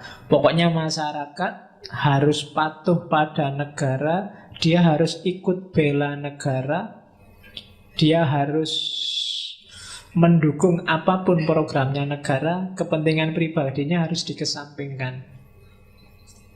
Jadi ini kalau pakai logika sebenarnya bisa ketemu bahwa negara itu kan harusnya untuk kepentingan rakyat. Tapi kalau di fasis dibalik, rakyat harus mengorbankan kepentingannya untuk negara. Nah, kepentingan negara itu kepentingannya siapa? Ya kepentingannya pemerintah. Jadi logikanya dibalik. Makanya mereka tidak setuju yang bourgeois. Bourgeois berarti yang liberal, yang demokrasi. Demokrasi itu kan berarti yang kecil-kecil boleh bersuara. Lalu kamu jangan egois, harus mikir negara. Kan selalu orang sering bilang begitu. Nah, kepentingan negara itu apa sih? Harusnya kan kepentingan rakyat. Tapi di fasis dibalik, bukan. Rakyat nggak boleh egois mikir kepentingannya. Yang dipikir harus kepentingan negara. Jadi bulatnya di situ. Cuma nanti ujungnya sebenarnya nanti ya yang dibela ya kepentingan pemerintah. Sama kayak Hitler. Hitler itu kan tadi disebut nasionalis sosialis. Sosialismenya di mana? Sosialis itu kan biasanya dari rakyat kemudian untuk rakyat, kayak pasal 33 itu. Tapi Hitler anti komunis, dia anti sosialis. Karena bagi dia tidak boleh dari rakyat oleh rakyat. Yang nomor satu harus negara, harus Jerman. Nah itu fasis, pilar kedua dari nazisme. Pilar ketiga, ini yang saya sebut tadi, Darwinisme sosial. Darwin itu teori evolusinya banyak dikritik, banyak dicemooh orang. Tapi diam-diam banyak tokoh, banyak orang yang menggunakan teori evolusinya. Termasuk beberapa tokoh yang menggarap ilmu-ilmu sosial. Maka muncul istilah Darwinisme sosial. Nanti ada beberapa ulama yang nulis misalnya buku yang judulnya Evolusi Rohani. Itu sebenarnya Darwinian. Bagaimana spiritualitas itu evolutif. Dari anak nakal, terus agak soleh sedikit, terus jadi soleh, terus jadi kiai, terus jadi wali, terus jadi kan itu evolusi spiritual. Ya kan, kamu mungkin juga begitu. Ada evolusi mental, evolusi rohani. Itu sebenarnya jelas pengaruhnya Darwin. Ya Darwin ngambil contohnya manusia berasal dari kera. Tapi kan core teorinya bukan manusia dan keranya, tapi evolusinya. Dan itu banyak dipakai orang. Nah, yang diambil dari Darwinisme sosial oleh Hitler bukan urusan evolusinya ternyata, tapi urusan struggle for the fittest. Jadi masyarakat itu, manusia itu persis kayak binatang dan semua makhluk hidup yang lain. Cirinya apa? Struggle for the fittest. Pertarungan antar manusia yang akhirnya menyisakan siapa yang paling kuat, siapa yang paling cocok, paling mampu beradaptasi di semua level kehidupan, termasuk di kampusmu ketika kuliah di kelas, di masjid ini ketika ngaji, ketika kamu rebutan pacar, ketika kamu nyari tempat enak di warung-warung, di kafe-kafe. Itu sebenarnya struggle for the fittest. Nyari siapa yang paling kuat, dialah yang akan menang. Di kelas misalnya, yang tidak cocok kuliah di situ, ya dia akan tersingkir. Tapi yang bisa adaptasi, ya dia akan kerasan. Yang tidak suka ngaji kayak gini, ya berarti dia tidak kuat. Besok pasti nggak datang lagi. ngaji kok kayak gini, masa cuma dikasih minum? Ya, harusnya kan minum itu kalau haus, dan haus itu muncul kalau habis makan-makan. Masa nggak ada makannya kok langsung dikasih minum? Oke, itu kamu tidak kuat tiap hari dikasih minum enaknya ini. Terus kamu tidak kerasan, berarti kamu tidak fit untuk ngaji filsafat. Maka besok kamu nyerah mesti.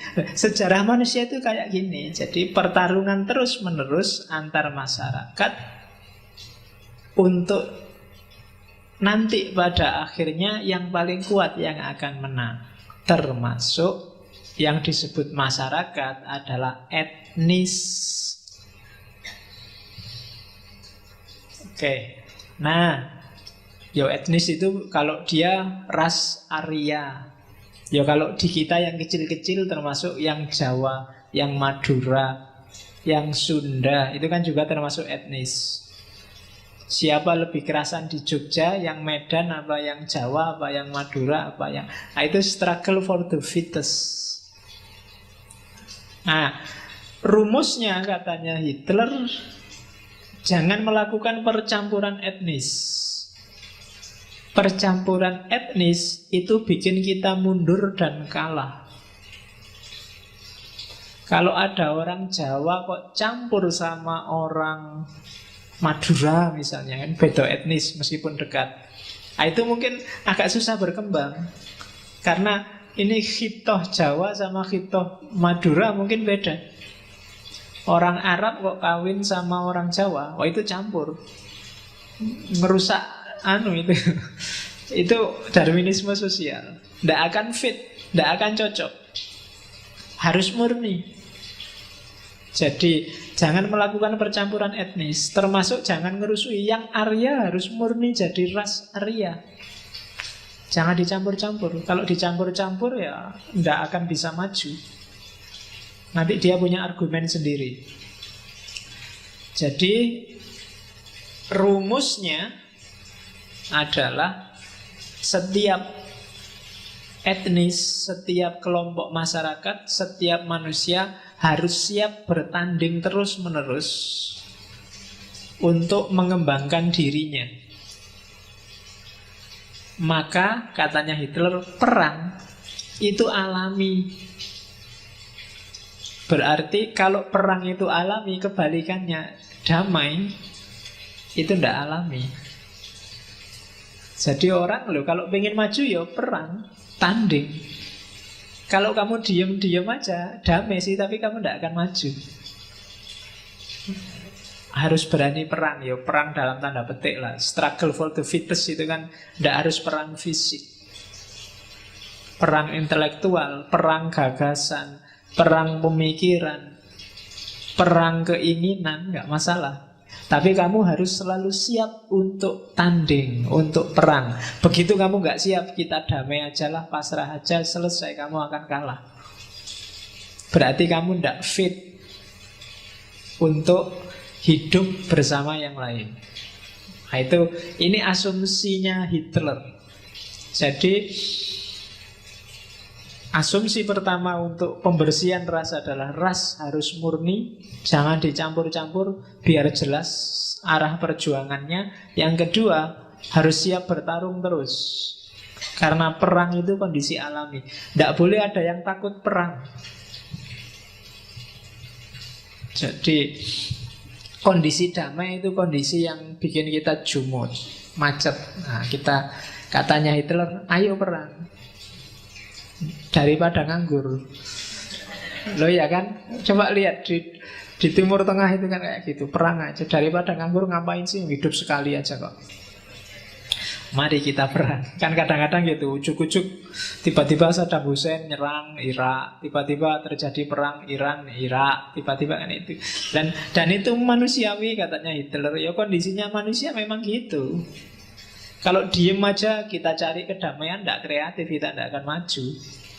Nah, itu cara berpikir alternatif. Semua orang kan hari ini pingin damai. Kalau Hitler enggak, ya perang dong. Masa hidup sekali kok damai, buat apa? Besok kita damai kalau sudah mati. Sekarang perang aja, mumpung masih hidup. Nah, itu gaya dia, gayanya Hitler. Makanya dia banyak melakukan invasi kemana-mana zaman Perang Dunia Kedua dan sangat ditakuti. Baru bisa takluk ketika Amerika dan Eropa bersatu, bersekutu untuk menaklukkan Jerman zaman itu. Oke. Oleh karena itu, nah asumsi pembersihan ras tadi kemudian dia merumuskan di Mein Kampf itu bahwa yang pertama, kayak gimana sih masyarakat yang sehat itu? Yang pertama katanya Hitler, rasnya harus murni. Kalau campuran, blasteran itu masih enggak. Jadi kalau ada anak kok blasteran itu bagi Hitler itu susah, itu sudah enggak jelas identitasnya. Sekarang kan orang seneng blasteran, Indonesia sama bule. Bapaknya Timur-Timur, ibunya Portugis. Jadi kan wajahnya jadi campuran, itu bagi Hitler tidak menarik, tidak jelas rasnya, tidak murni. Harus murni. Ras murni berarti masyarakatnya sehat, tidak kecampur apa-apa. Arab ya biar sama Arab, Jawa biar sama Jawa, yang Sunda sama Sunda. Jadi kalau kamu naksir cewek Arab, yo insaflah. Ya, kayak komputer itu kamu tidak kompatibel. Jadi yo program Windows 98, dia sudah Windows. Jadi tidak bisa dicampur-campur. Kalau dicampur malah rusak. Terus karena masyarakat yang sehat itu ras murni, kalau ingin maju bukan persilangan antar ras, tapi kembangkan rasmu. Jangan salah, ada cerita Hitler itu membolehkan seks bebas pada yang sama-sama ras Arya di zamannya. Jadi nanti dia bikin semacam lapangan, terus ada tenda-tenda khusus. Jadi kalau ada cowok sama cewek datang ke situ mau gituan, monggo, dipersilahkan, difasilitasi, dikasih hadiah. Jadi dalam rangka mengembangkan ras Arya, karena ini ras unggulan, dia harus berkembang luar biasa. Jangan sampai jumlahnya sedikit, harus banyak biar manusia maju. Nah, ya sayangnya rasmu nggak Arya. Ya, bagi yang bukan ras Arya, begitu kamu mendekat ke lapangan itu langsung dibunuh. Iya, yang ras-ras campuran itu ya disingkirkan. Apalagi yang ras Yahudi.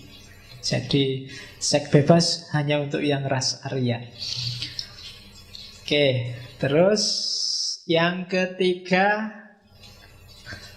syukur-syukur usahakanlah memperluas wilayah.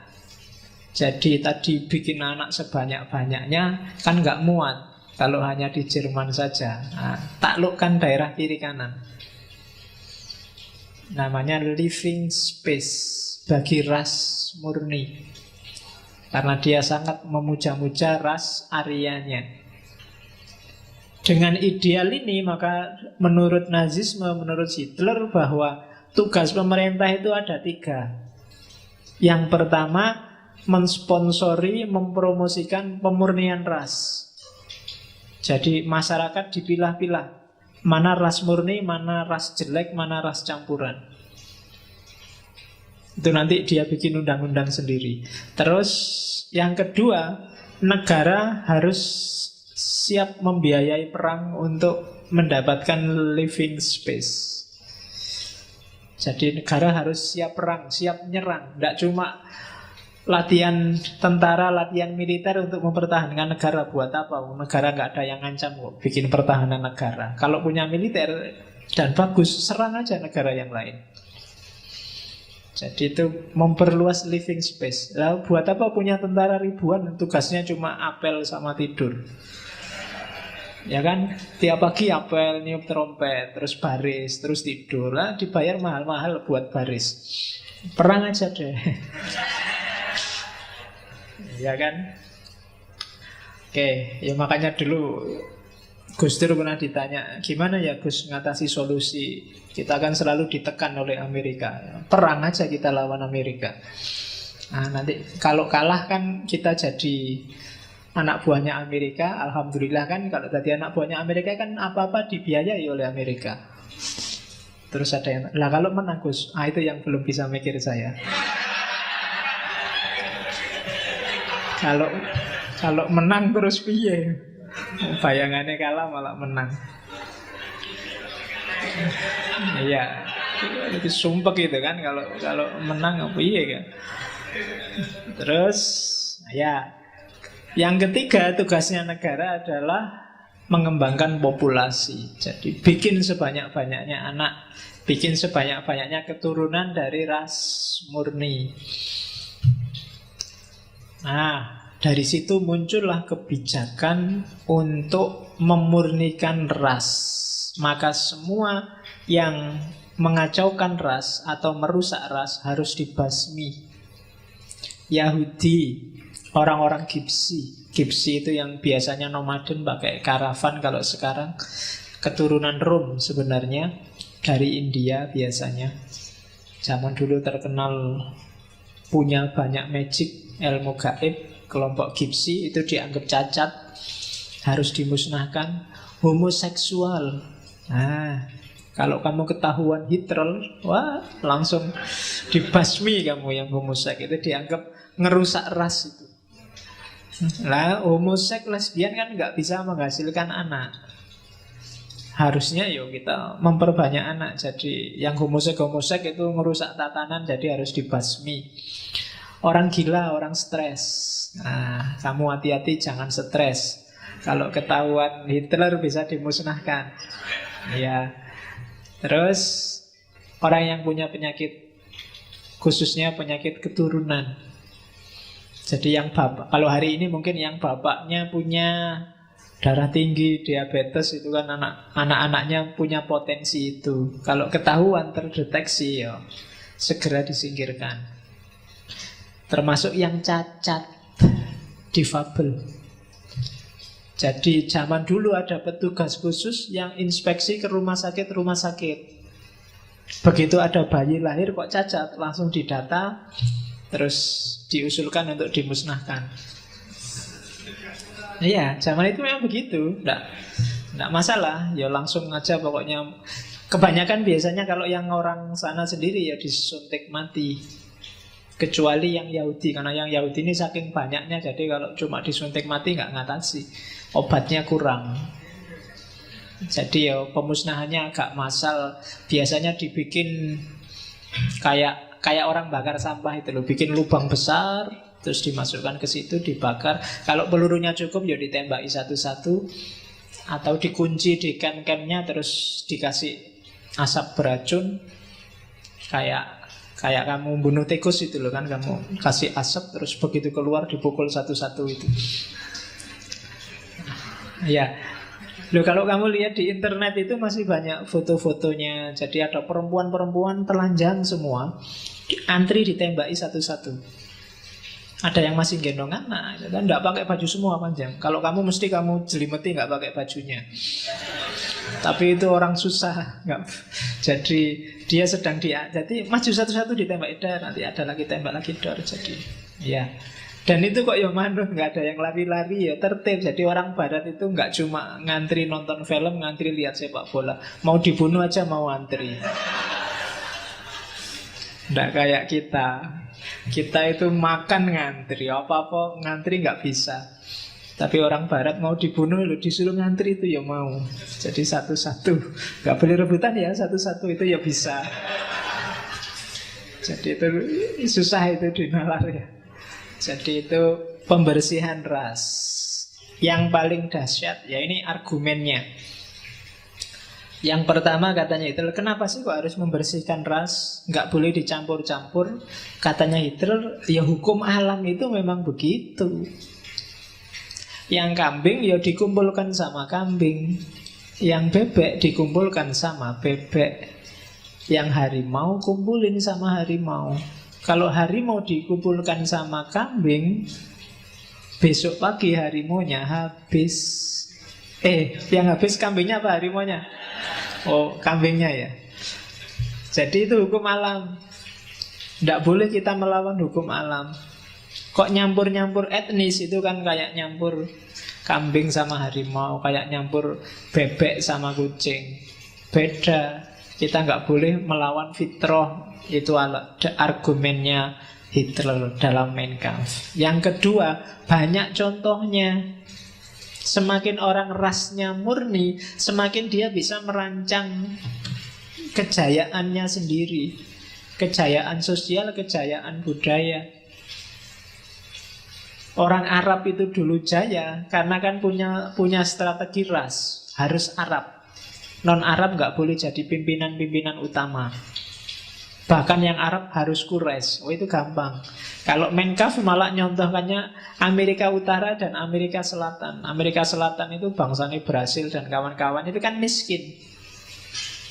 Bandingkan sama Amerika Utara. Mereka punya ras yang murni. Bahkan yang tidak murni dulu kayak orang Indian digusur, ditembaki, dihabiskan. Nah, ketika murni bisa lebih maju. Itu argumennya Hitler. Atau agama. Ya, kalau kita nyampur-nyampur tadi berarti melawan fitrah, berarti kita dosa pada Allah. Allah sudah menciptakan kita jadi orang Jawa, kok kamu reko-reko pingin sama Arab? Ya kan? Allah sudah menciptakan kamu jadi orang Jogja, kok kamu gayanya kayak orang Barat? Kok kamu gayamu kayak orang Arab? Kok kamu gayamu? Itu dosa katanya Hitler. Orang Jawa ya wis gayanya kalau orang Jawa, nggak usah macem-macem. Jawa ya pakai belangkon, nggak harus pakai jubah. Oke, nah itu kritiknya Hitler di Mein Kampf. Jadi harus dibersihkan etnis itu. Yang pertama, hukum alam memang begitu. Sejarah membuktikan ketika etnis itu bersih dari intervensi yang lain, majunya lebih gampang. Dan yang ketiga, kita jangan sampai melakukan dosa dengan percampuran etnis. Nah, hati-hati yang pacarnya beda etnis. Jangan-jangan ada sini yang satu Jawa, yang satu Sunda, apa yang satu Padang, apa yang itu mesti perlu adaptasi lebih panjang karena kamu sedang melawan fitrah. Katanya Hitler kalau kamu percaya. Jadi karena hukum alam itu tidak bisa dibohongi, katanya Hitler juga. Nah, dari situ nanti muncullah konsep antisemit. Jangan salah, tidak cuma kamu yang benci Yahudi, orang Barat sejak lama juga benci Yahudi. Makanya muncul istilah antisemit.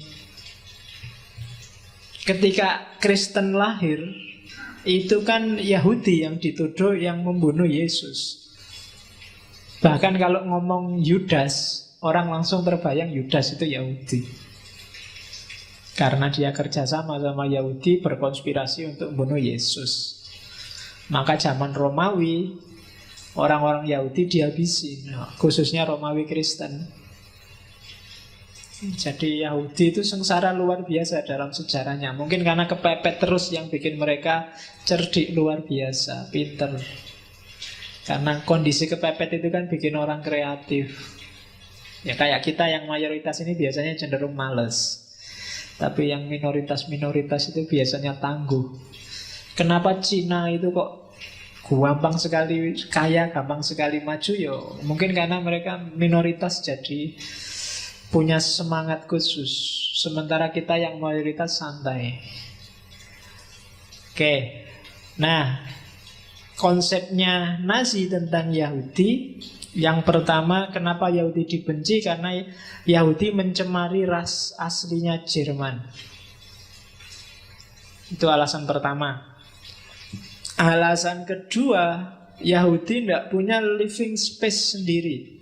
Dia nggak punya tanah air. Dia orang-orang yang terusir, kemudian eksodus kemana-mana dan menyusahkan tempat di mana dia tinggal. Jadi karena tidak punya living space, maka dia mengancam, termasuk mengancam Jerman. Dan biasanya orang Yahudi itu ingin mendominasi tuan rumah. Diam-diam dia ngatur. Itu analisisnya Hitler. Terus yang ketiga, masuknya dia biasanya lewat ekonomi. Termasuk yang sangat dibenci oleh Hitler adalah Karl Marx.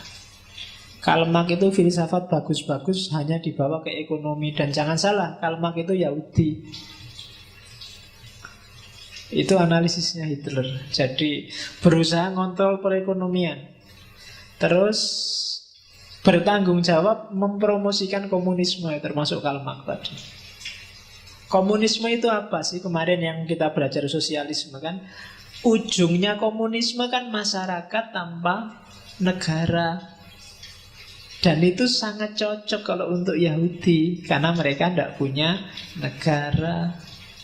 Ketika masyarakat tanpa negara, santai mereka. Sekarang yang bikin mereka pusing kan sekat-sekat negara itu, sementara mereka tidak punya negara. Maka tuduhannya Hitler, Karl Marx itu sebenarnya sedang memperjuangkan rasnya sendiri. Tidak ada urusan dengan keadilan apa perjuangan buruh. Terus yang kelima, bertanggung jawab mempromosikan kesetaraan dan hak-hak sipil. Kenapa? Karena mereka tertindas. Yang paling lantang menyuarakan kesetaraan dan HAM itu kan orang-orang yang tertindas. Dan itu yang dilakukan oleh orang-orang Yahudi, bahkan mungkin sampai hari ini. Itu yang bikin Hitler nggak suka sama Yahudi. Dan di Mein Kampf itu dia menyebut Yahudi adalah a horde of rats, sekumpulan tikus, parasit in the body of other people. Dia adalah parasit bagi orang lain. Dan yang ketiga, subhuman, bukan manusia. Jadi orang Yahudi itu tikus, parasit, bukan manusia. Katanya Hitler ya. Jadi makanya ada seorang intelektual yang menuduh bahwa Islam itu kayak Nazi. Mungkin maksudnya ke sini, bahwa sama-sama benci luar biasa secara tidak rasional pada Yahudi.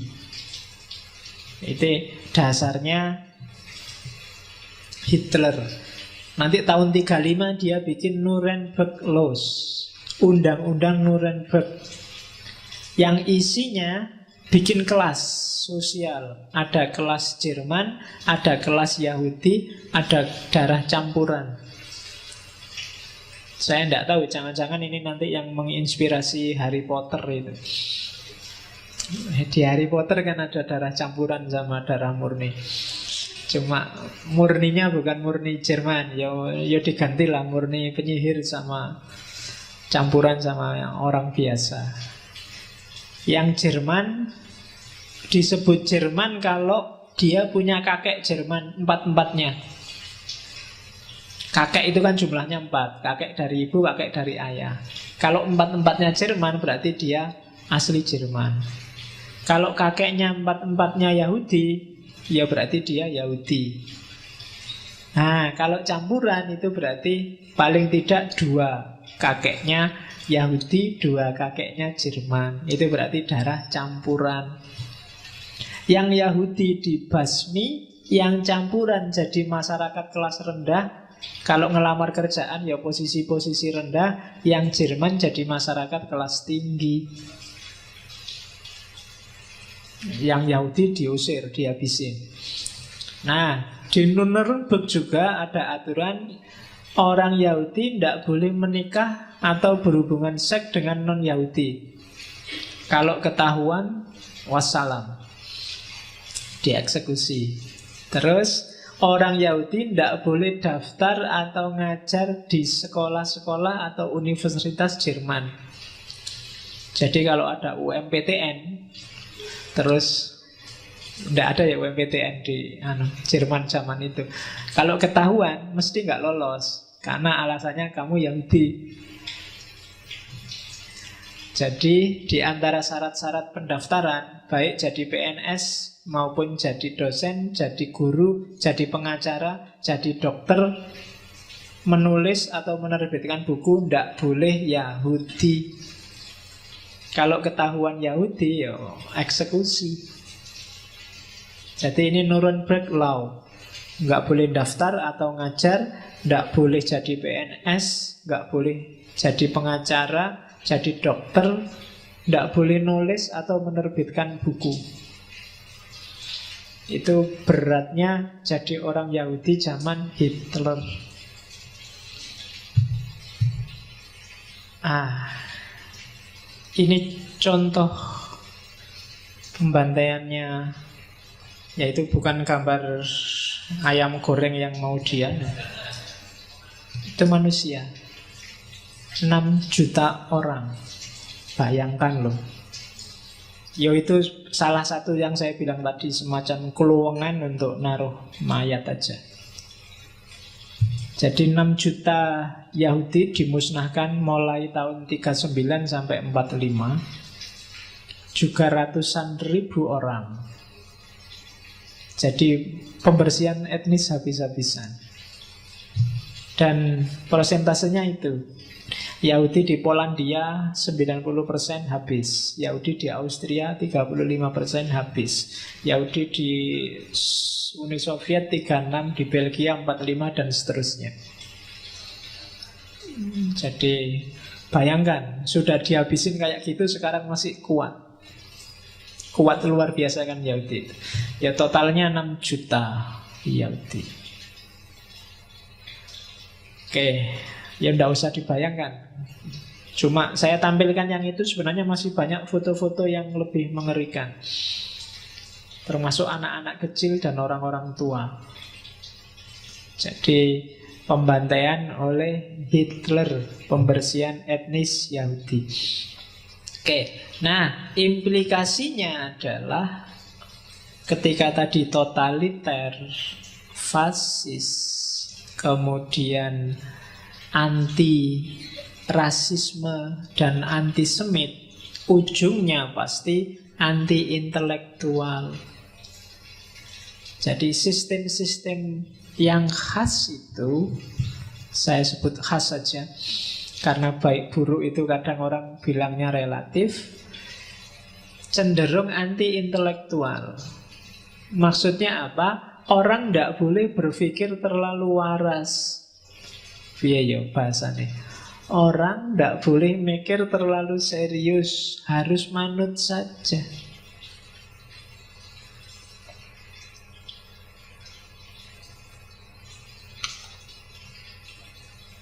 Jadi dia tidak percaya pada capaian-capaian intelektual, kecuali yang cocok dengan undang-undang dan sistem yang berlaku. Jadi anti-intelektualisme. Jadi yang mahasiswa-mahasiswa, dosen, akademisi mikirnya tetap harus dalam koridor Pancasila, dalam koridor aturan-aturannya Nazisme. Kalau ada yang baru, kalau ada yang unik, yang khas, yang kritis, akan segera dibungkam.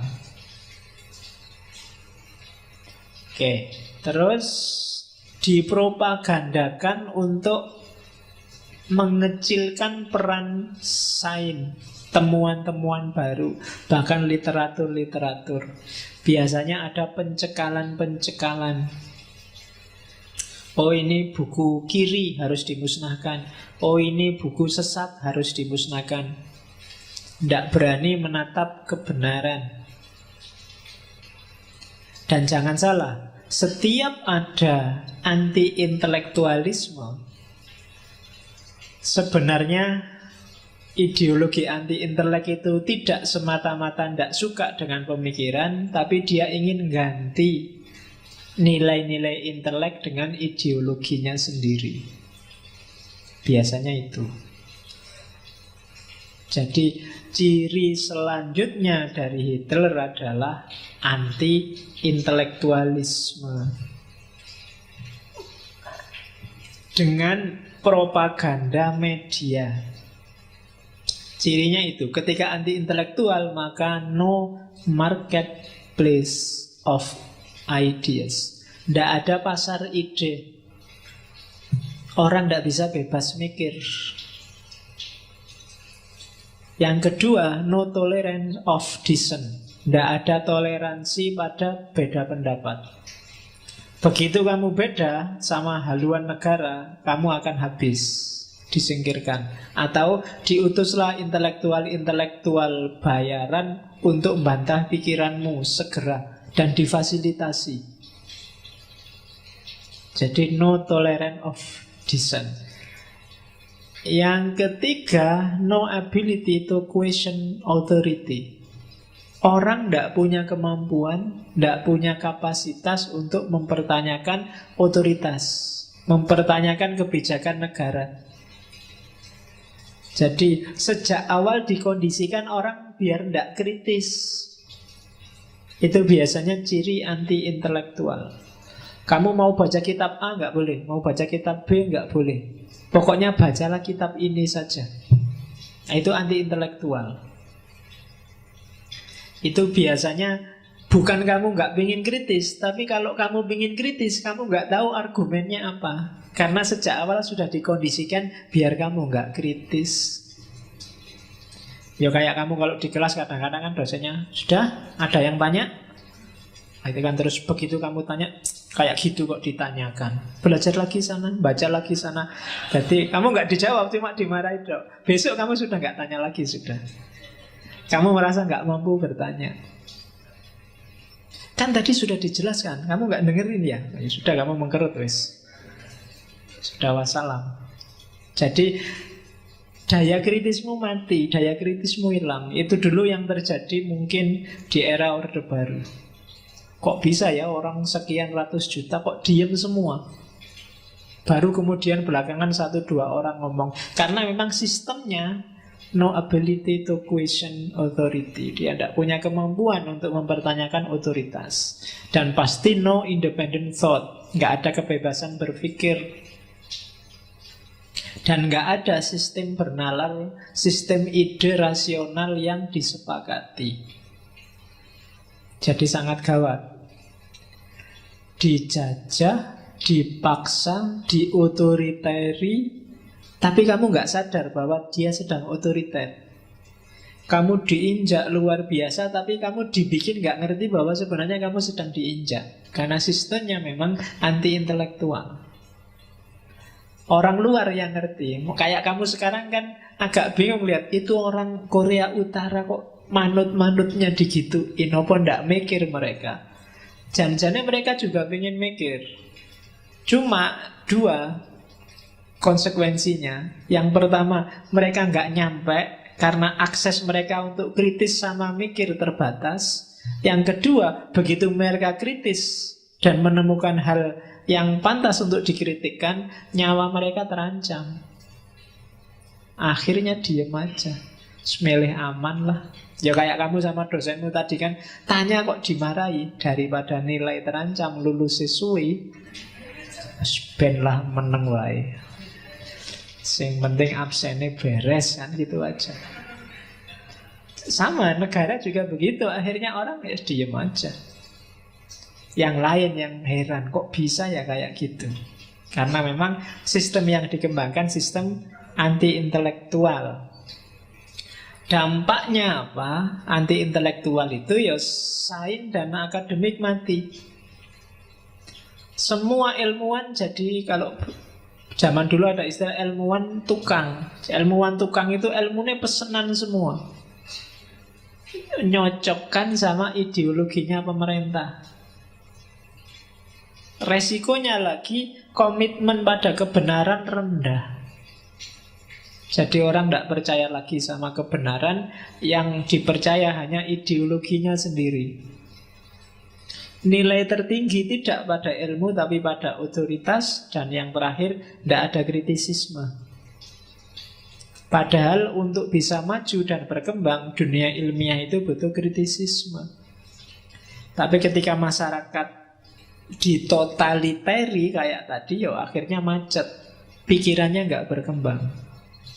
Kalau 1, 2, 3, 4 itu muncul, akan muncul selanjutnya yaitu lahirnya pseudosains. Pseudosains itu seolah-olah ilmu, seolah-olah ilmiah, seolah-olah sains, padahal tidak. Tak kasih contoh tapi cuma jangan bilang-bilang. Misalnya Pancasila. Pancasila itu kan sejak kecil mulai kamu lahir, kamu bahkan di PAUD, di TK, dicekoi bahwa dia pasti benar, pasti bagus. Seolah-olah dia sangat ilmiah, sangat akademik, pasti benar. Dan kamu tidak berani. Kalau Pancasila itu sudah natural Pak, sesuai kondisi Indonesia selamanya, kapanpun dan dimanapun. Dan setiap warga negara terhadap negaranya sendiri juga begitu. Sehingga melahirkan pseudosains. Seolah-olah sains padahal sebenarnya itu bukan sains, tapi ideologi. Santet misalnya, itu kan tidak sains, tapi terus kamu rumuskan. Santet itu Pak, ketika materi dibikin imateri, terus dikirimkan dengan tenaga putih yang sopo koyo-koyo bisa dijelaskan kayak gitu terus jadi sains, padahal tetap itu bukan sains sebenarnya. Itu namanya pseudosains. Seolah-olah sains tapi sebenarnya bukan. Kamu paksakan pakai kategori-kategori ilmiah. Itu namanya ilmu hitam, Pak. Ilmu hitam itu ilmu yang dilakukan malam hari, orangnya pakai baju hitam terus seolah-olah kalau sudah ada penjelasannya kayak gitu dia jadi sains. Loh kan itu ilmu Pak. Ada definisinya, ada epistemologinya, ada aksiologinya. Kan pas sudah. Cuma ya itu namanya pseudosains. Seolah-olah sains tapi sebenarnya enggak. Ya kalau yang tadi kan supranatural gelenek. Kalau yang ini sebenarnya ideologi bukan sains. Dan biasanya terus ketika berhubungan dengan sejarah, anti intelektual itu biasanya sejarah ditulis ulang atau sejarah dibelokkan versinya pimpinan, versinya pemerintah. Cerita apapun, sejarah dinarasikan sesuai visinya negara. Ya maka kamu gak usah marah-marah, gak usah bingung. Ini sejarah kok gak karu-karuan ya sekarang. Ini yang benar PKI apa Orde Baru, ini yang benar Masumi apa-apa. Itu kan sejarah banyak yang tidak karu-karuan. Loh itu wajar, memang begitu. Setiap pemimpin, setiap pemerintah pasti menulis ulang sejarah. Jadi siapa yang menang dialah yang nulis sejarah. Yang kalah dia yang diganti sejarahnya. Kadang-kadang pahlawan bisa jadi penjahat. Kalau sejarah Indonesia yang nulis Belanda, ya mungkin yang kita anggap pahlawan dia semua adalah pemberontak. Ya kan, Pangeran Diponegoro itu pemberontak yang luar biasa. Itu kalau versi Belanda. Tapi versi kita dia pahlawan. Jadi pasti terjadi penulisan ulang sejarah. Ya kayak tadi loh, mungkin ras Arya itu nggak segitunya hebatnya, tapi dinarasikan ulang pasti oleh Hitler dengan nasismenya sehingga kelihatan luar biasa. Dan untuk mendukung penulisan ulang sejarah pasti ada penghancuran literatur. Sumber-sumber yang tabrakan dengan versi sejarahnya pemerintah pasti akan disingkirkan. Entah dengan cara apa. Kalau kamu ketahuan pegang buku kiri, hati-hati. Nah, kayak gitu contohnya. Jadi penghancuran literatur itu ciri-ciri ketika sistem totaliter dan muncul anti-intelektualisme. Dan ini agak riskan dalam sistem yang mengembangkan akademik. Jadi bagi kita yang kampus itu mungkin agak tidak masuk akal. Tapi kadang-kadang kita nggak sadar. Semuanya ini boleh, tapi asal nggak ini, nggak itu. Nah, itu sebenarnya pagar-pagar untuk melanggengkan kekuasaan tertentu. Oke. Nah, ini catatan. Hitler tadi saya bilang sangat benci komunisme. Jadi meskipun ajarannya disebut nasionalis sosialis, tidak ada satupun gagasannya Hitler yang ada bau sosialismenya. Dan komunisme oleh Hitler bahkan dianggap sebagai bagian dari konspirasi Yahudi untuk menghancurkan ras Arya. Nanti di Mein Kampf dia bilang Marx adalah seorang Yahudi yang menyuntikkan racun merusak, yang membubarkan tertib dunia dan berusaha untuk melenyapkan eksistensi semua negara merdeka. Dan semuanya untuk kepentingan rasnya sendiri. Jadi seperti saya bilang tadi, Karl Marx yang banyak dikagumi orang dengan Marxisme sosialismenya, bagi Hitler itu kita dibohongi oleh Karl Marx.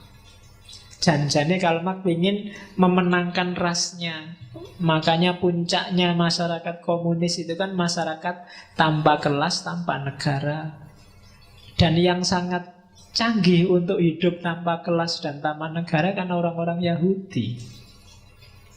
Jadi barang siapa mengikuti Karl Marx, mengikuti Marxisme, maka kamu sebenarnya sedang mensukseskan programnya Yahudi. Itu katanya Hitler. Apa pembebasan, apa HAM, apa kesetaraan. Orang yang pingin setara itu biasanya orang yang posisinya di bawah. Orang yang posisinya di atas mesti tidak mau dia setara. Kok enak sekarang menang kok dianggap setara. Wong sudah menang kok mau dianggap seri, kan gak enak.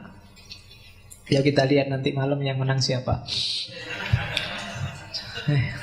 Iya. Jadi iyalah, kan Madrid sudah lolos. Ya, penggemar Barcelona kan kok sudah pucat masih gini. Jadi komunisme adalah rekayasanya Yahudi, termasuk tadi egalitarianisme, termasuk tadi hak-hak sivil dan lain sebagainya. Jadi ini catatan terhadap Hitler yang pertama. Jadi meskipun dia Nazi itu singkatan dari nasionalisme sosialis, tapi sebenarnya bau sosialismenya sangat minim. Dan corak nasionalismenya juga nasionalisme yang totaliter. Jadi yang elitis, totaliter itu berarti elit pemerintah lah yang ngatur negara A sampai Z. Jadi bukan masyarakat. Ya nanti di beberapa pasal undang-undangnya nanti ada yang kayak pasal 33 itu, bahwa semua kekayaan negara dipergunakan dari rakyat untuk rakyat. Cuma dari rakyat sebelum masuk lagi ke rakyat kan lewat pemerintah. Dan pemerintahnya main. Jadi elitnya yang main. Jadi yang agak mirip antara Hitler dan komunisme itu mungkin dekat dengan komunisme Soviet yang dikenal sebagai Stalinisme. Dekat dengan Stalin dalam aspek militerisme. Stalin itu kan untuk mengegulkan ideologi komunis, dia pakai kekuatan militer dan juga totaliter. Ciri militer dan totaliter ini sebenarnya yang dekat sama Hitler, bukan sosialisme model Karl Marx-nya. Jadi dari sisi itu ya ada kemiripan, cuma bukan komunisme di konsep aslinya, tapi komunisme yang sudah bau Stalin. Stalinisme. Kapitalisme juga enggak. Hitler benci orang-orang borjuis. Jadi orang borjuis itu kata Hitler ini orang-orang yang hanya mengejar kepuasan material. Apa saja boleh asal kaya. Dan itu dikritik oleh Hitler. Jadi penyebaran modal secara liberal ala kapitalis itu bagi Hitler tidak kondusif untuk kemajuan bangsa. Modal tetap harus dikontrol oleh negara, tapi juga tidak harus untuk rakyat. Kan kebalikannya sosialis sama kapitalis kan itu. Jadi kalau kapitalis itu silahkan masyarakat bebas, siapa kuat menguasai modal ya dia yang menang.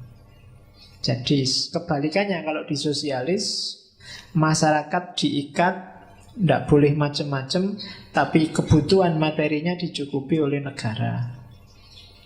Kalau di sistemnya Hitler ini, masyarakat diatur, nggak boleh macam-macam, dan kebutuhan ekonominya carilah sendiri. Karena negara fokus untuk membiayai perang, biar maju. Jadi dia tidak suka orang-orang borjuis. Orang borjuis itu kalau di Mein Kampf disebut pasukan penjaga toko masa kini. Ya, itu kelompok-kelompok menengah ke bawah itu kan. Kamu yang suka jalan-jalan di mall itu kan berarti menengah ke atas, menengah ke atas, yang kelompok orang-orang yang jadi penjaga toko. Kadang-kadang mallnya belum dibuka, kamu sudah nunggu di depannya nongkrong. Kurang 5 menit, jam 10-nya mau buka. Jadi diketawain itu oleh Hitler. Jadi generasi mall, generasi penjaga toko masa kini. Ya, kenapa penjaga toko? Ya karena kamu kan nggak beli, cuma lihat-lihat. Ya, jadi kayaknya masuk lihat-lihat bajunya, tapi sebenarnya yang kamu lirik duluan kan harganya. Mahal. Mahal nggak jadi beli, cuma lihat. Jadi itu Hitler. Jadi Hitler kritik terhadap kapitalisme, kritik juga terhadap sosialisme, komunisme. Dia punya gaya sendiri yang sangat dahsyat, yaitu totaliter. Dan Jerman sempat jaya beberapa tahun dengan gayanya Hitler ini, tapi kemudian ambruk juga sangat menyakitkan, termasuk sampai Jerman nanti terpecah dua. Jadi Jerman Timur dan Jerman Barat. Dan berita resminya Hitler itu kemudian bunuh diri, didampingi oleh istrinya Eva Arnas. Kamu kenal Eva Braun ya? Nah, Indonesia kan kenal Eva Arnas. Jadi Eva Braun, meskipun ada yang bilang sebenarnya Hitler itu sepanjang pemerintahannya memang sengaja bikin banyak kembaran dalam rangka mengecoh musuh-musuhnya. Ya bisa jadi yang tadi dimakamkan di Indonesia memang Hitler, yang bunuh diri kembarannya. Atau sebaliknya, ya aslinya sudah bunuh diri, yang kesini kembarannya. Ya bisa ya, bisa juga enggak. Yang jelas di Indonesia kumisnya Hitler itu monumental, banyak ditiru, termasuk oleh para pelawak. Iya kan? Iya, kalau artis Charlie Chaplin jelas. Kalau di Indonesia ada Asmuni, ada Gogon. Oh, itu kan parodi-parodi terhadap Hitler. Jadi orang yang sedahsyat itu toh ya akhirnya bunuh diri. Hidupnya kemerungsung, teriak-teriak, marah-marah, tapi dia tidak menikmati apa-apa. Ya meskipun dia puas sudah sukses mengguncang dunia, ya kan, mengagetkan dunia dengan ideologinya.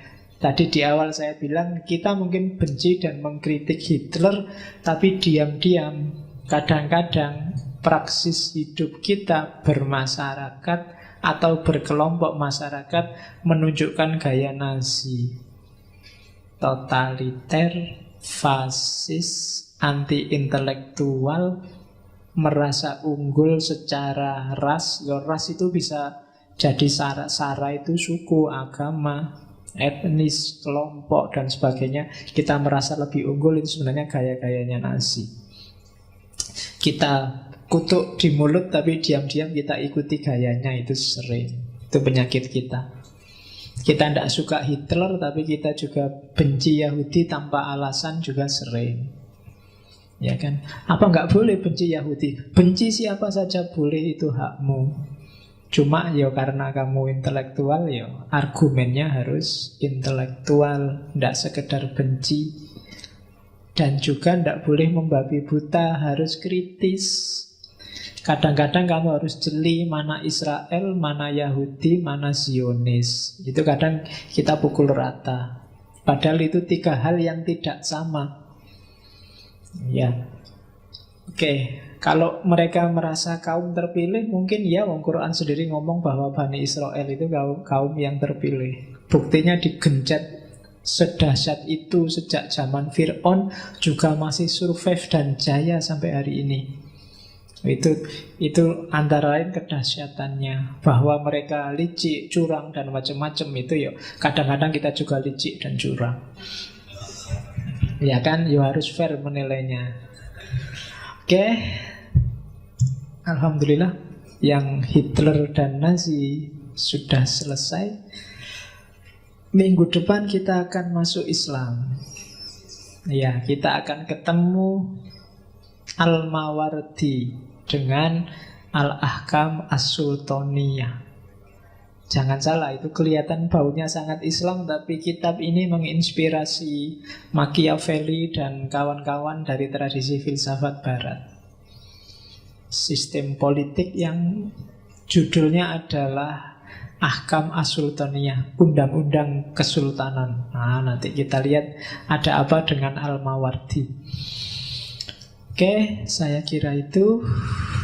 Kurang lebihnya mohon maaf. Wallahul muwafiq, wallahu a'lam bissawab. Wassalamualaikum warahmatullahi wabarakatuh.